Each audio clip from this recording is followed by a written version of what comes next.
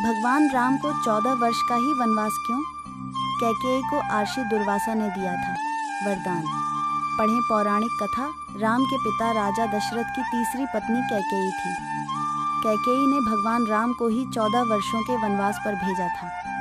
वैसे तो कैकेयी भगवान राम और अपने बेटे भारत से प्रेम करती थी। जबकि कैकेयी ने भगवान राम के लिए 14 वर्षों का वनवास मांगा था, तब भरत बहुत हैरान हुए थे। हिंदू धर्म में रामायण को बहुत ही पवित्र ग्रंथ माना जाता है। रामायण में भगवान राम के जीवन का उल्लेख मिलता है। रामायण का सार तो सभी लोग जानते हैं, लेकिन रामायण में कई ऐसी कहानियां हैं जिनके बारे में बहुत ही कम लोगों को मालूम है। इन्हीं कहानियों में से एक कहानी है राजा दशरथ की पत्नी कैकेयी को वरदान मिलने से जुड़ी।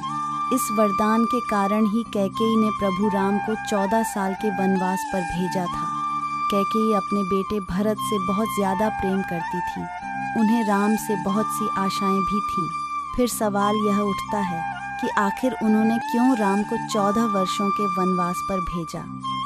भोपाल निवासी ज्योतिषी एवं वास्तु विशेषज्ञ पंडित हितेंद्र कुमार शर्मा कैकेयी को मिले इस वरदान के बारे में बता रहे हैं। युद्ध में घायल हो गए थे दशरथ राजा।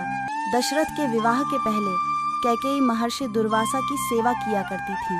कैकेयी की सेवा से प्रसन्न होकर महर्षि दुर्वासा ने कैकेयी का एक हाथ वज्र का बना दिया था और आशीर्वाद दिया था कि भविष्य में भगवान तुम्हारी गोद में खेलेंगे। समय बीतता गया और कैकेयी का विवाह राजा दशरथ के साथ हुआ। कई सालों के बाद स्वर्ग में देवासुर संग्राम प्रारंभ हो गया। देवराज इंद्र ने राजा दशरथ को सहायता के लिए बुलाया। रानी कैकेयी भी महाराज की रक्षा के लिए सारथी बनकर देवासुर संग्राम में पहुंची थी। युद्ध के दौरान महाराज दशरथ के रथ के पहिए की कील निकल गई और रथ लड़खड़ाने लगा। ऐसे में कैकेयी ने कील की जगह अपनी उंगली लगा दी और महाराज की जान बचा ली। राजा दशरथ कैकेयी के युद्ध भूमि में साहस से बहुत प्रसन्न हुए और उन्हें 3 वरदान मांगने के लिए कहा। कैकेयी ने उस समय प्रेमवश कह दिया कि इसकी ज़रूरत नहीं है, अगर कभी ज़रूरत होगी तो मांग लूँगी। कैकेयी ने राजा दशरथ को इसी वरदान के जाल में फंसा लिया और राम के लिए 14 वर्ष का वनवास मांग लिया। लेकिन राम के लिए कैकेयी ने 14 वर्ष का वनवास ही क्यों मांगा? इसके पीछे कई अनेक राज्य हैं। कैकेयी को था राम पर भरोसा। जिस समय यह घटना अयोध्या में घट रही थी, उस समय रावण की आयु में केवल 14 वर्ष ही शेष बचे थे। यह बात कैकेयी जानती थी। यह घटना तो अयोध्या में घट रही थी, लेकिन इसकी योजना देवलोक में बनी थी। कैकेयी को राम पर भरोसा था, लेकिन दशरथ को नहीं, क्योंकि वह राम के साथ पुत्र मोह में बंधे हुए थे।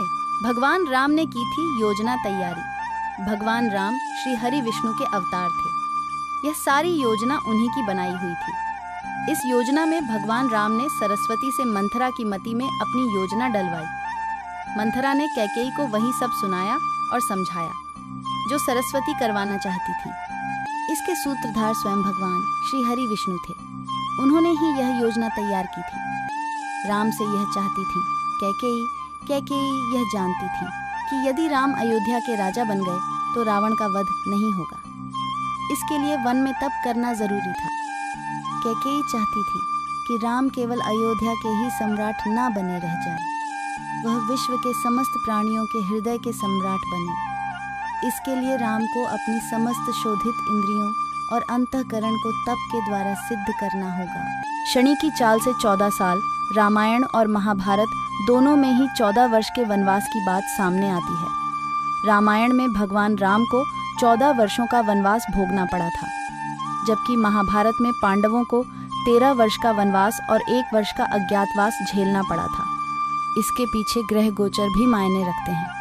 उन दिनों मनुष्य की आयु आज के ज़माने से काफ़ी ज़्यादा हुआ करती थी, इसलिए ग्रहों की दशा भी ज़्यादा होती थी। शनि चालीसा में उल्लेख मिलता है, राज मिलत बन राम ही दीन्हा, कैकेयी की मति हरि लीन्हा। यानी शनि की दशा के कारण कैकेयी की मति मारी गई और भगवान राम को शनि के समय अवधि में वन वन भटकना पड़ा।